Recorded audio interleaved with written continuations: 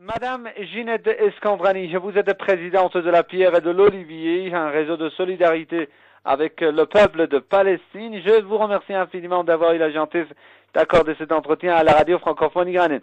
Madame Escandrani, le Conseil des droits de l'homme de l'ONU, qui était jusqu'à présent sous la pression des États-Unis, va examiner pour la première fois la situation des droits de l'homme aux États-Unis. Tout d'abord, comment expliquez-vous l'examen de la situation des droits de l'homme aux États-Unis par le Conseil des droits de l'homme de l'ONU?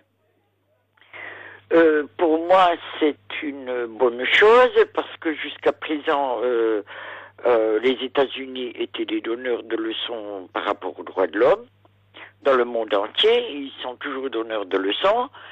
Et alors que ce sont eux qui violent le plus les droits de l'homme.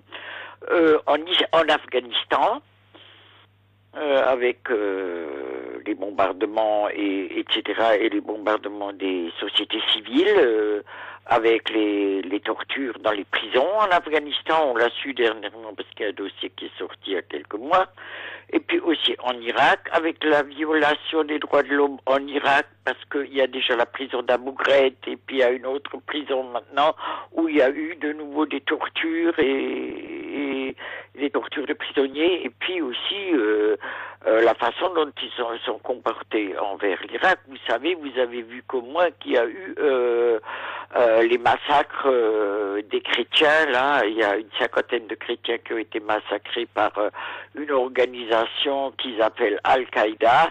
Mais je vous disais que ces massacres de chrétiens n'arrivaient pas avant l'occupation de l'Irak par les États-Unis. C'est ça qu'il faut dire. Et c'est quand même l'armée irakienne, avec l'accord des États-Unis, qui a intervenu dans cette église, et c'est suite à cette intervention que ces chrétiens sont morts. Donc il y a ça, et puis il y a aussi, nous l'oublions pas, que les États-Unis pratiquent toujours la peine de mort, et il y a un Américain des Black Panthers, Abu Jamal, qui est en prison depuis 29 ans et qui est dans le couloir de la mort depuis 29 ans, alors que ce n'est pas prouvé qu'il est coupable. Il y a aussi l'Amérindien Léonard Pelletier qui est depuis autant de temps aussi emprisonné, et tout simplement parce qu'il a voulu défendre ses terres. Un Amérindien, donc les premiers habitants des États-Unis. Et d'autant plus qu'il y a eu également des violences policières pratiquées parfois contre les citoyens américains aussi à l'intérieur du pays. Ouais, surtout les citoyens noirs ou les citoyens amérindiens, parce que n'oublions pas les Américains, ceux qu'on appelle aujourd'hui les Américains, les États-Unis, sont les descendants des Europes qui sont venus conquérir les Amériques, et ils ont tué 100 millions d'Amérindiens de la Terre de Feu jusqu'à l'Alaska. Et nous n'oublions jamais ça non plus, que le premier génocide de l'histoire de l'humanité était celui des Amérindiens, ce qu'on appelle les Indiens, qu'on nous présente comme des peaux rouges. Donc n'oublions jamais ça. Et puis les massacres qu'il y a lieu souvent dans les villes, etc., concernent en premier lieu les populations noires, ou populations portoricaines, ou populations mexicaines, ou populations amérindiennes.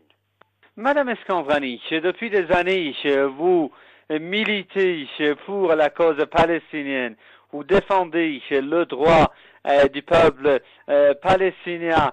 Considérez-vous que, en fait, ce soutien sans faille accordé par les États-Unis au régime israélien aussi constitue une violation des droits de l'homme, d'autant plus que les États-Unis n'ont cessé d'apposer leur veto au sein du Conseil de sécurité à toutes les résolutions condamnant le régime israélien.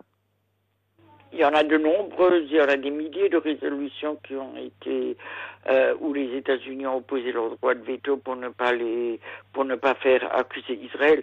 Mais pour moi, le soutien à Israël, c'est pas seulement une violation des droits de l'homme, c'est également une catastrophe pour tout le Moyen-Orient, parce qu'il y aura jamais ni paix ni développement durable au Moyen-Orient aussi longtemps qu'existera l'État d'Israël tel qu'il est. Je parle des structures de l'État d'Israël parce que aussi longtemps qu'il y aura ce problème, il n'y aura jamais de paix au Moyen-Orient. Et les États-Unis veillent bien à ça. Et alors, ils viennent nous parler de deux États, on se demande lesquels deux États ils veulent. Un État israélien surdimensionné, sous perfusion des États-Unis et surarmé avec la bombe atomique et les bombes et d'autres bombes de destruction de masse.